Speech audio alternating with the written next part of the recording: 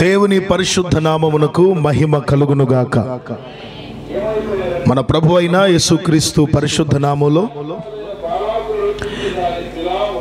ఈ ప్రత్యేక ప్రార్థన కూడికకు విచ్చేసిన మీ అందరికీ నిండు మనసుతో హృదయపూర్వకమైన వందనాలు తెలియపరుస్తున్నాను. అందరికీ వందనాలు. ఒకరికొకరు వందనాలు చెప్పుకుందాం. రెండు చేతులు పైకెత్తి చేతులు ఊపుతూ గట్టిగా ఒకసారి హల్లెలూయా అని చెప్దాం. దినవృత్తాంతముల 2వ గ్రంథం 32వ అధ్యాయం 30వ వచనం చదువుతారు. అందరు చెప్పండి. హిజ్కియా తాను పూనుకొనిన సర్వ ప్రయత్నములయందు వృద్ధి పొందెను.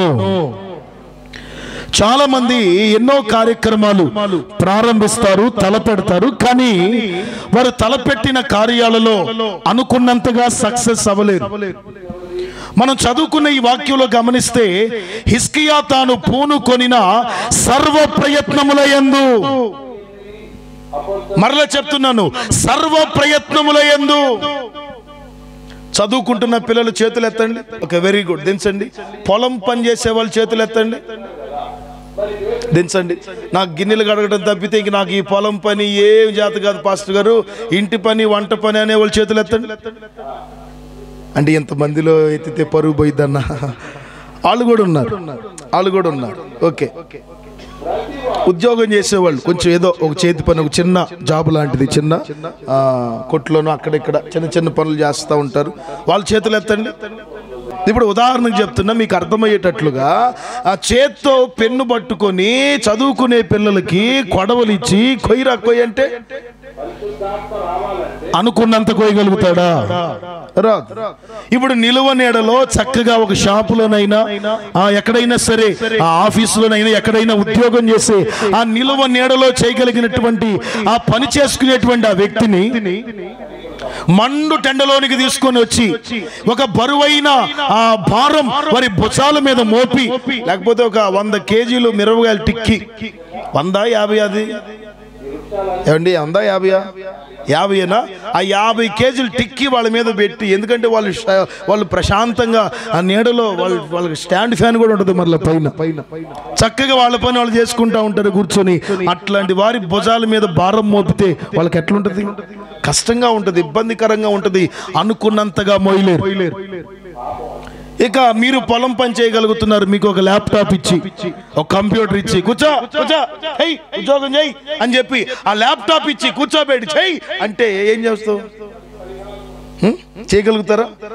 అంటే మనం ఒక పనిలోనే రాణించగలుగుతాం, ఒక పనిలోనే సక్సెస్ అవుతాం. నువ్వు చదువుకోమంటావా లేదంటే పనికి రమ్మంటావా? డిమాండ్ మన పిల్లలది. పనికి కనుక వచ్చానంటే ఇక నేను చదవమంటావా? పనికి మాత్రం అసలు పొరపాటును కూడా రాను.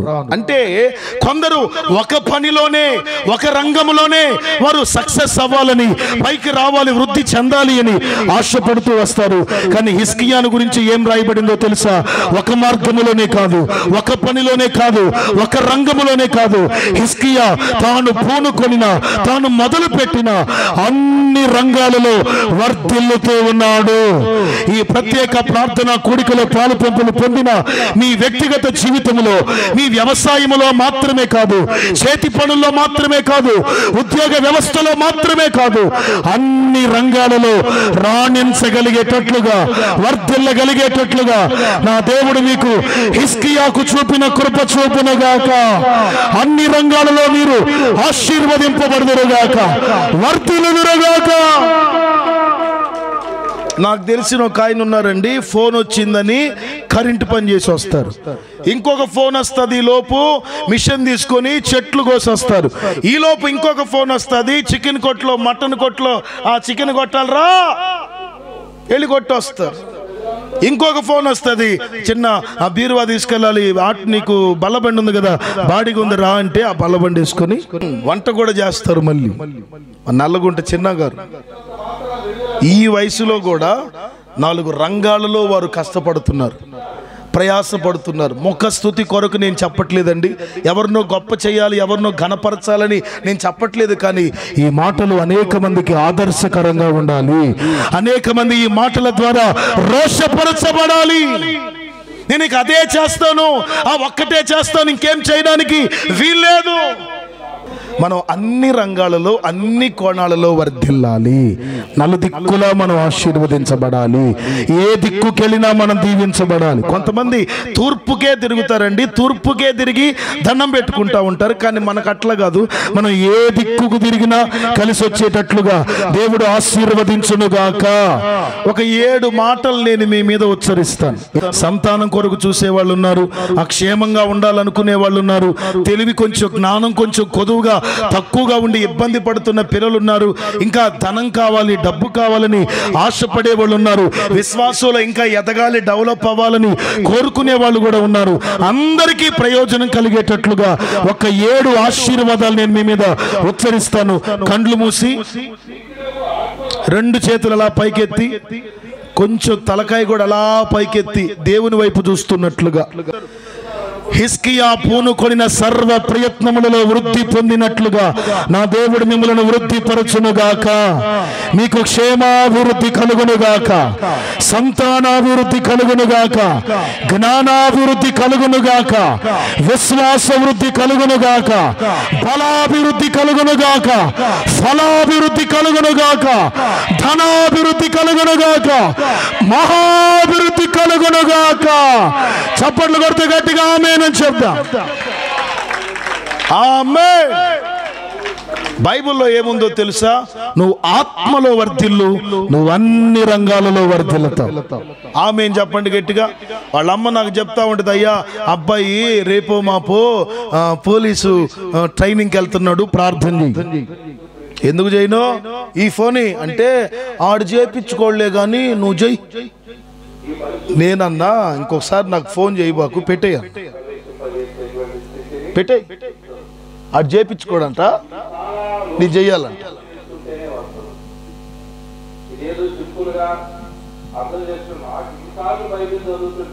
ఈ ఫోన్ అన్న ఇచ్చింది.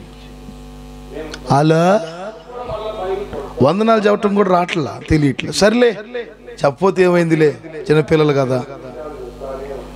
ఏంటంటే 2 రోజుల్లో సెలక్షన్స్ ఉన్నాయి, ప్రార్థన చేయి. మంచిది, ఆల్ ది బెస్ట్. ప్రార్థన చేసేటప్పుడు జ్వరం వచ్చింది, జ్వరం వచ్చింది. ఏమొచ్చింది? ప్రార్థన. కళ్ళు మూసుకో, ప్రార్థన. ప్రభువా స్వస్థపరచు. ఆ జ్వరం తగ్గల ఇంకొద్దిగా ఎక్కువైంది. ట్రైనింగ్ కోచింగ్ ఆగిపోయింది, సెలక్షన్స్ ఆగిపోయింది. మరలా 2 నెలలకో 3 నెలలకో వదిలేరండి, అవకాశాలు వదిలేరు. మరలా ఫోన్ వచ్చింది ఆ నెంబర్ నుండి, ఆ ఇంటి నుండి. మరలా ఆమె ఫోన్ చేసింది, ఏంటమ్మా అన్న. అదేనండి అబ్బాయి అండి, సెలక్షన్స్ ఉన్నాయండి, ప్రార్థన చేయండి అంటే. ఉన్నాడా అన్న. ఎందుకు లేదండి, స్నానం చేసి రెడీగా ఉన్నాడు ఈసారి అన్న.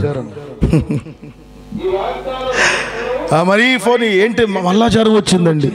మళ్ళా ఏమొచ్చింది అంటే, ఇప్పుడు ఈ సెలక్షన్ అనగానే ఏమొస్తుంది? జ్వరం వచ్చేస్తుంది ఆటోమేటిక్. దాన్ని ఎదుర్కోలేక, జయించలేక అనుకుంటున్నారు, ఆశపడుతున్నారు, కానీ ఆ ఆశ వారి జీవితంలో సఫలం అవ్వట్లేదు. మీలో ఎంతమందికి యెహెజ్కేలు గ్రంథంలో ఎండిన ఎముకల లోయను గూర్చి తెలుసు? చేతులెత్తండి. అంటే తెలుసు అంటే చెప్పను, తెలియదులే పాస్టర్ గారు, కొద్దిగా చెప్పండి అంటే కొద్దిగా 2 మాటలు చెప్తా. ఎండిన ఎముకలు కలిగిన లోయ అనండి మీ నోటితో. లోయ అంటేనే మీకు తెలుసు, లోతుగా ఉండేది. కొన్ని లోయలో నీళ్లు ఉంటాయి, కొన్ని లోయల్లో నీళ్లు కూడా ఉండవండి, ఖాళీగా ఉంటాయి. ఎలా ఉంటాయి? దూకారా ఇక అంతే, అవుట్ అంతే, కాళ్ళు చేతుల్లో విరుగుతాయి. నీళ్ళన్నా ఉంటే కొద్దిగా ఈత కొట్టుకుని అట్లా 4 రోజులు ఉండొచ్చు, ఎవరన్నా సహాయం చేసేదాకా. అయితే ఈ లోయలో ఏమున్నాయంటే నీళ్లు లేవు, ఖాళీ లేదు. ఏముంది? ఎండిన ఎముకలు ఉన్నాయి. ఈ ఎండిపోయిన ఎముకలు ఎక్కడి నుంచి వచ్చాయి అని అంటే, శ్మశానాలు తవ్వుతారు, తెలుసా మీకు? శ్మశానాలను కొన్ని సంవత్సరాలకు ఒక్కొక్కసారి తవ్వకాలు జరుపుతారు అందులో. ఎందుకంటే ఒక్కొక్కరిని అందులో పెట్టి, అందులో ఉంచి ఇక కొత్త వాళ్ళకి ఏముండదు, కొత్త వాళ్ళకి అందులో స్థలం ఉండదని చెప్పి కొన్ని సంవత్సరాలకు ఒకసారి హౌసింగ్ బోర్డులో అయితే ఆ నల్లగుంటకు సంబంధించి ఈ క్రొత్త సంవత్సరం వచ్చిన తర్వాత అక్కడే 3-4 భూస్థాపనలు జరిగాయి.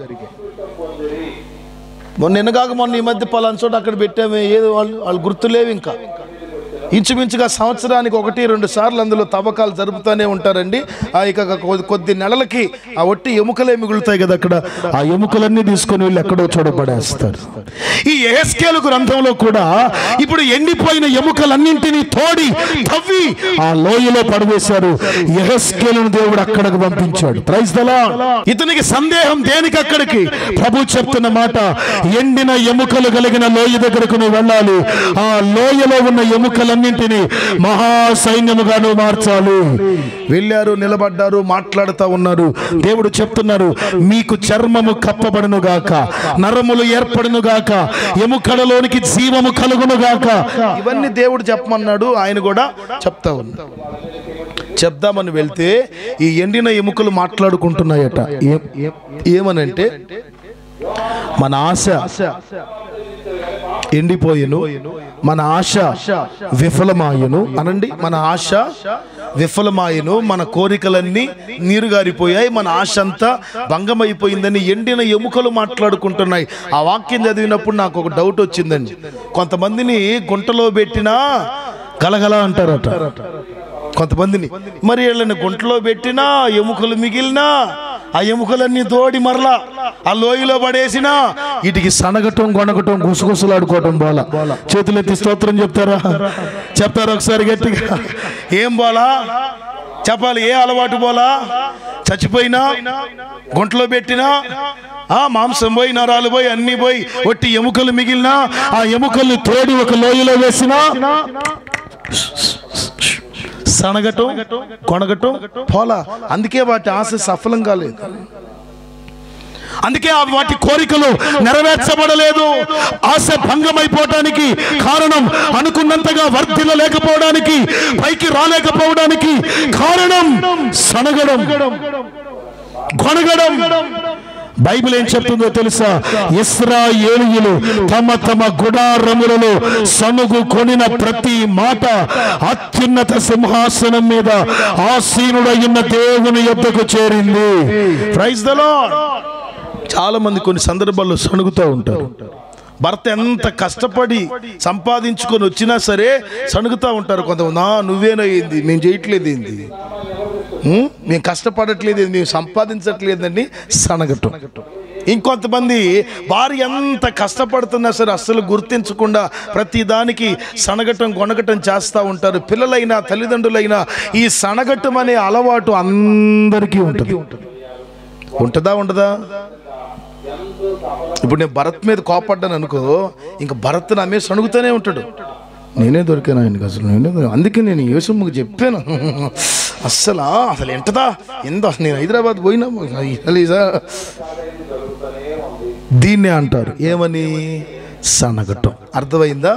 హల్లెలూయా చెప్పండి. సనిగిన వాళ్ళందరూ చేతులు ఎత్తకపోవటమే మంచిది. ఎందుకంటే సనిగిన వాళ్ళందరూ సంహారపు దూత పాలయ్యారని బైబిల్లో ఉంది.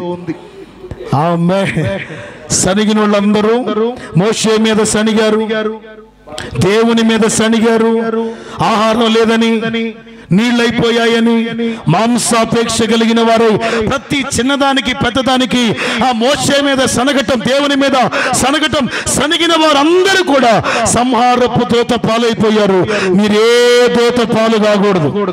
ఆమేన్ చెప్పండి గట్టిగా. అందుకని వాక్యం చెప్తుంది, మీరు ఆ ఒక్క అలవాటు కనుక మానేస్తే. ఏ అలవాటు? ఎవరి మీద? నా మీద కూడా సొనుగుతారు ఒక్కొక్కసారి కొంతమందికి. ఇయ్యాలే తీరిందా పాస్టర్ గారికి? అసలు ఎంత బిజీగా ఉన్నాం అసలు వద్దు. ఈ సనగటం, కొనగటం, ఈ అలవాటు పక్కన పెట్టేయండి. హిజ్కియా వలె మీరు వర్ధిల్లకపోతే నన్ను అడగండి. ఎందుకంటే హిజ్కియాకు ఒక దేవుడు, మనకు ఒక దేవుడు కాదు ఇక్కడ. Praise the lord. హిజ్కియా దేవుడే మన దేవుడు. నిన్న నేడు నిరంతరం ఏకరీతిగా ఉన్నవాడు, మారనివాడు, మార్పు లేనివాడు, ఇచ్చిన మాట తప్పనివాడు. ఈ మార్చి నెల ప్రార్థనా కూడికలో పాలు పంపులు పొందిన మీ అందరి జీవితాలలో మీరు తలపెట్టే, మీరు పూనుకుంటున్న సర్వ ప్రయత్నాలలో నా దేవుడు మీకు వృద్ధి కలుగు చేయునుగాక, అభివృద్ధి కలుగు చేయునుగాక.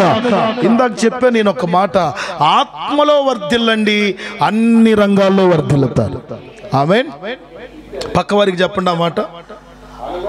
ఆత్మలో వర్ధిల్లండి, అన్ని రంగాలలో వర్ధిల్లుతారు.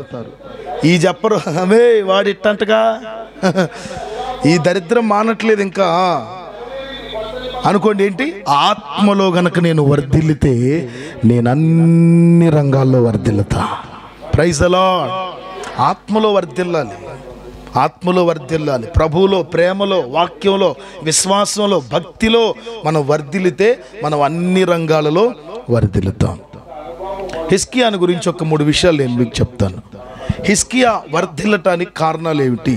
దినవృత్తాంతముల 2వ గ్రంథం 31వ అధ్యాయం 20వ వాక్యం చదువుతాం. ఆ వాక్యంలో మనం గమనిస్తే హిజ్కియా దేవుని దృష్టికి అనుకూలంగా నడిచాడు, యథార్థంగా నడిచాడు, నమ్మకంగా పనిచేశాడు. అయితే ఈ రాత్రి యథార్థతను గురించి ఒక మాట చెప్తాను. హిజ్కియా వర్ధిల్లడానికి, హిజ్కియా అభివృద్ధి చెందడానికి కారణం అన్ని రంగాలలో. వాక్యం వింటున్న మన జీవితంలో ఒకవేళ మీరు వ్యవసాయం చేసేవారైతే, మీ పిల్లలు చదువుకునేవారైతే, నీ భర్త కష్టపడి పని చేసేవారైతే, అయితే మీరు ఏ రంగంలో ఉన్నా మీరు అన్ని రంగాలలో వర్ధిల్లాలి అంటే ప్రప్రథమముగా మీరు యథార్థతను కాపాడుకోవాలి, యథార్థత కలిగిన వారిగా నడిపించబడాలి. యథార్థవంతులందరూ చేతులు పైకెత్తి హల్లెలూయా చెప్పండి. లేరా ఇక్కడ? రాలేదా ఇవాళ? హలో, ఎవరట? చెప్పాలి గట్టిగా. యథార్థవంతులు. ఏముండాలి మనలో? యథార్థత. యథార్థత. కొంతమందికి తిట్టాలనిపించినప్పుడు తిట్టరు, తిట్టాలనిపించినప్పుడు తిట్టరు, ప్రేమ చూపిస్తూ ఉంటారు. అక్కడ అసలు తిట్టే అవకాశం ఎప్పుడూ రాదు, అప్పుడప్పుడే వచ్చింది. అవునా కదా? రోజు కోప్పడతావా? ఎప్పుడో ఒకసారి వచ్చింది. ఏ టైము? కోప్పడే ఆ సమయం వచ్చింది. కొంతమంది ఆ టైంలో కూడా కోప్పడరండి, ఆ టైంలో కూడా ఆ ప్రేమ చూపించాలనుకుంటారు. ప్రేమ చూపాల్సిన సమయాల్లో మరలా కోప్పడుతూ ఉంటారు. ఇది యథార్థతేనా? అసలు అది యథార్థవంతుడు అయితే తప్పనిసరిగా అంతరంగములో ఉన్న ఆ స్వభావాన్ని పైకి వెళ్ళగక్కుతాడు. లోపల కోపం ఉందా? అదే పైకి వెళ్ళగక్కాలి. అదే యథార్థత. మొన్న ఈ మధ్య ఒక ఆమె చెప్తుంది, అసలు వాళ్ళ అత్తని ఎంత మాట అందో తెలుసా పిల్ల, వాళ్ళ అత్తని ఎంత మాట అందో తెలుసా పిల్ల, అసలు నేను ఎంత యథార్థవంతురాలంటే అసలు వాళ్ళ అత్త రాంగానే చెబుతానమ్మా. ఏంటమ్మా సాడీలు చెప్పడం యథార్థత అంటే? ఏదో ఆ పిల్ల కోపంలో, ఆవేశంలో వాళ్ళ అత్తను ఒక మాట అంది. అసలు నేను ఎంత యథార్థవంతురాలంటే అసలు ఏ మాట నేను మనసులో దాచిపెట్టుకోను. వాళ్ళ అత్త రావటంతోనే, బస్సు దిగటంతోనే వాళ్ళ అత్తకు నేను చెప్పాల్సిందే. యథార్థవంతులకు గుట్టు చెప్తే, ఒక విషయం చెప్తే చచ్చేంత వరకు అది గుండెల్లోనే ఉంటుంది. ఈ గుండె హృదయం అనే తలుపు దాటి బయటకు రాదది. స్తోత్రం కలుగును గాక. ఈ పెదవులనే కిటికీలు దాటి బయటకు రాదా వార్త. కానీ చాలా మంది యథార్థతను కోల్పోతూ వస్తూ ఉన్నారు. బైబిల్లో ఏం రాయబడిందంటే, యథార్థవంతులైతే ప్రతి వేకువ ఆయన ముఖ దర్శనం చేయగలుగుతారు. చప్పట్లు కొడుతూ గట్టిగా స్తోత్రం చెప్పండి. యథార్థవంతులు అంటే ఎన్నో లక్షణాలు ఉన్నాయి, ఒకటే చెప్తున్నాను.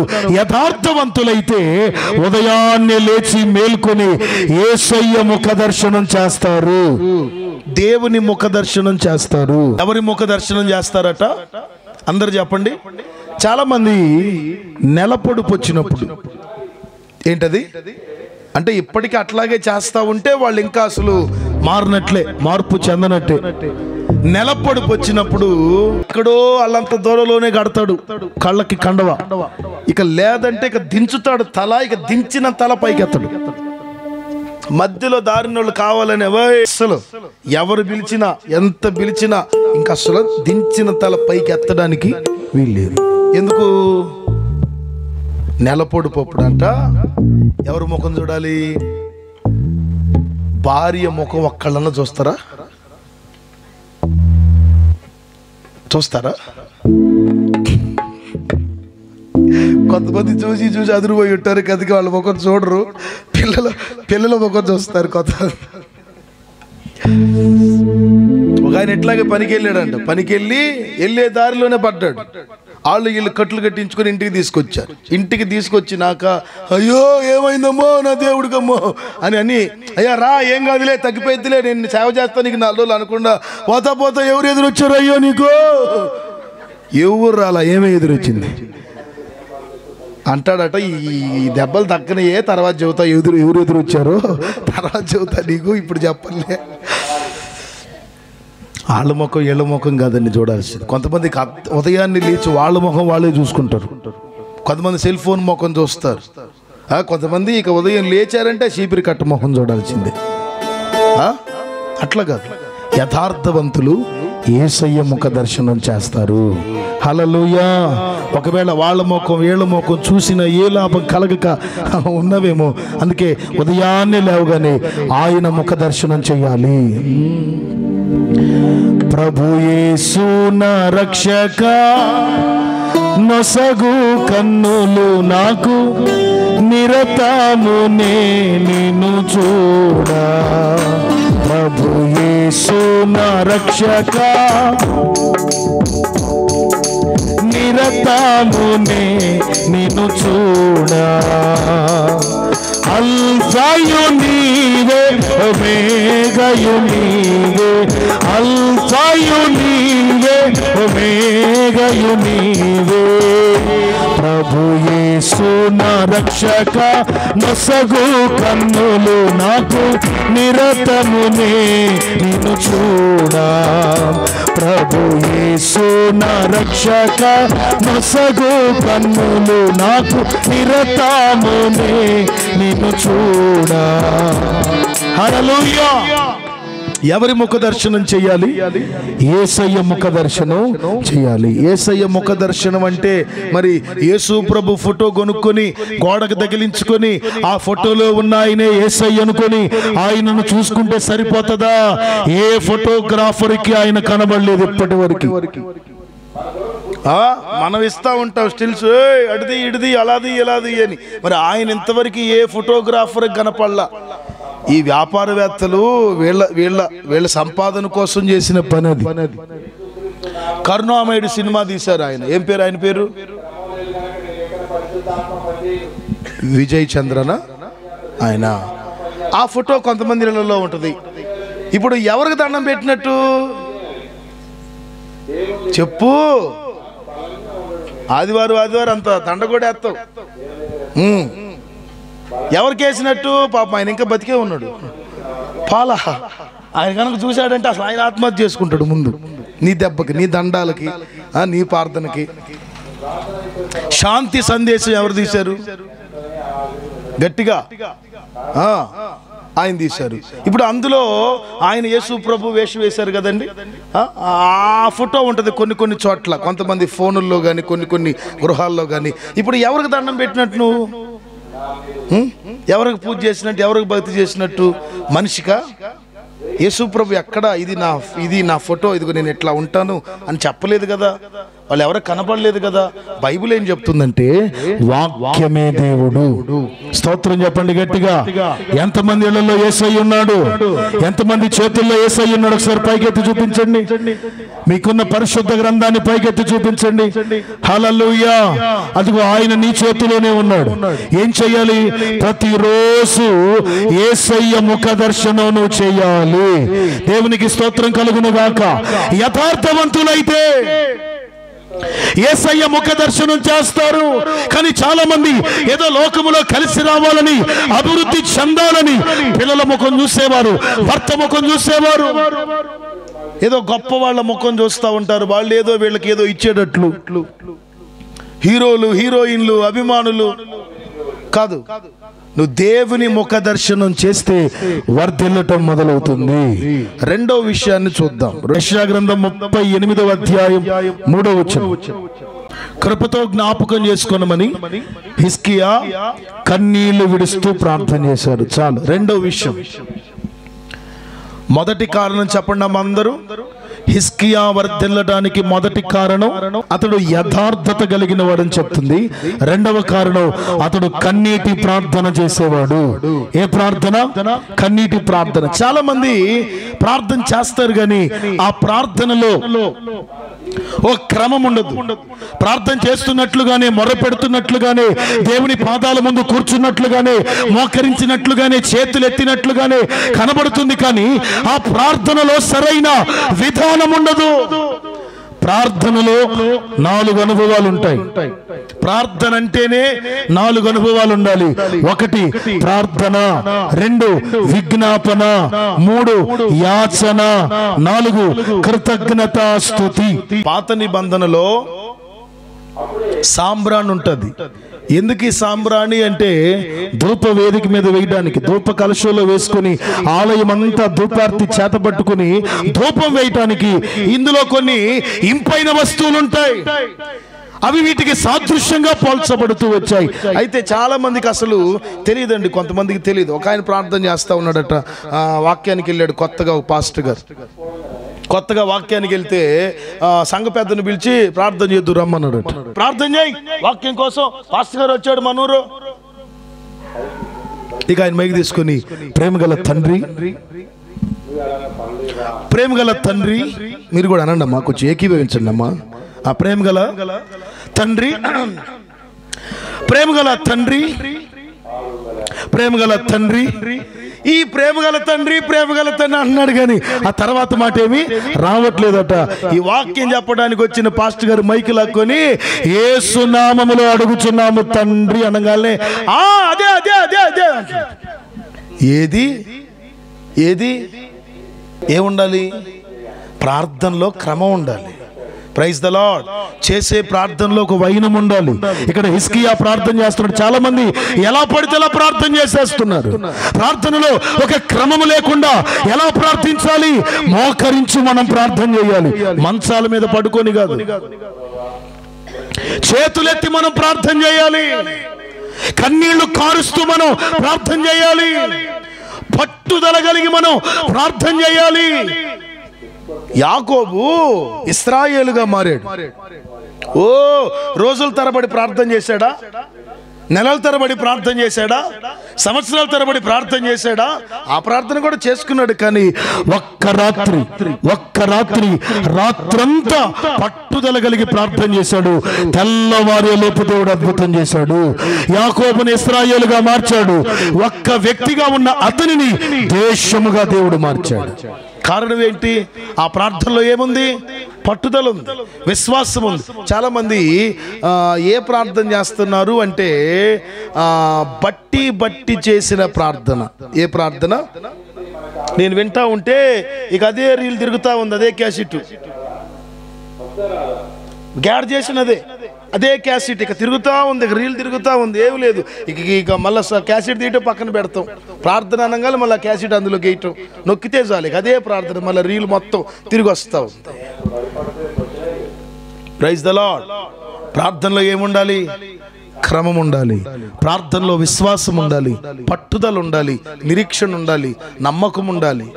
అయితే వాటన్నింటితో పాటు ప్రార్థనలో కన్నీరు ఉండాలి. అందరు చెప్పండి, ఏముండాలి? కన్నీరు ఉండాలి. చాలా మంది ఏదో చెయ్యాలి కాబట్టి చేస్తున్నారు. రోజు ఉదయాన్నే లేవటం, 4 ముక్కలు మనసులో అనుకోవటం, లే ఇంక లే. మళ్ళీ సాయంకాలం ఏదైనా అవకాశం ఉంటే కాసేపట్ల ప్రార్థన చేసుకోవటం. సరైన విధానంలో చేయలేక ఎలా ప్రార్థించాలో, ఎలా మోకరించాలో, ఎలా ప్రభువుని అడగాలో, ఏ రీతిగా ప్రభువుని బ్రతిమలాడుకోవాలో, ఆయన పాదాల మీద పడి ఎలా ప్రాధేయపడాలో తెలియక ఇంకా చాలా మంది రోగులుగా ఉన్నారు. ఇంకా చాలా మంది సమస్యల మధ్యలో ఉన్నారు. హిజ్కియా కన్నీళ్లతో ప్రార్థన చేశాడు. ఒకేసారి ప్రార్థన చేశాడు.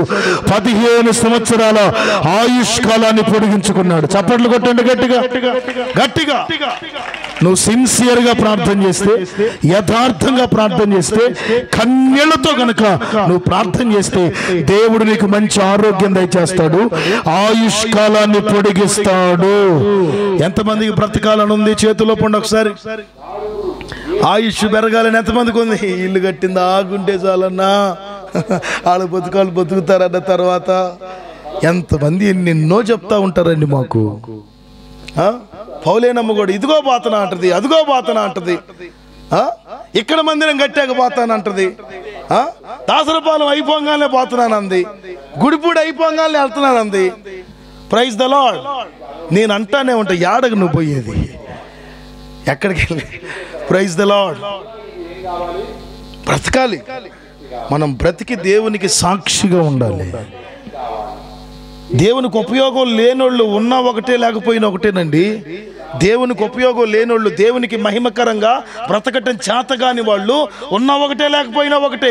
కానీ నువ్వు రక్షించబడ్డావు, దేవుని ప్రణాళిక, దేవుని చిత్తం నీ మీద ఉంది.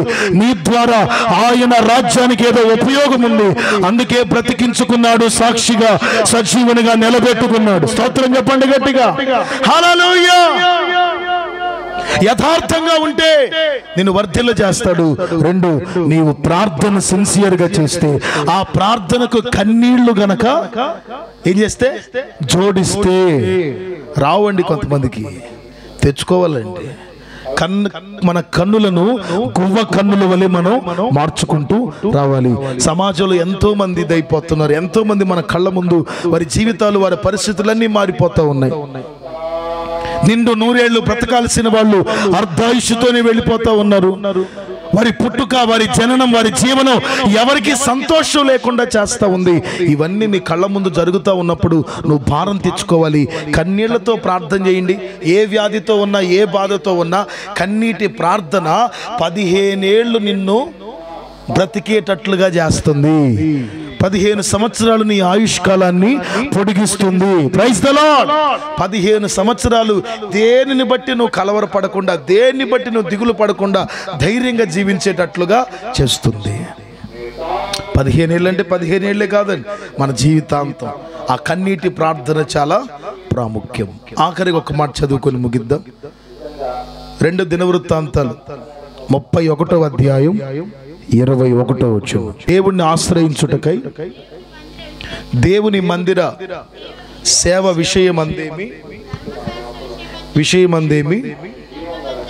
విషయమందేమి తాను ఆరంభించిన ప్రతి పనిని అతడు హృదయపూర్వకంగా జరిగించాడు, వర్ధిల్లాడు.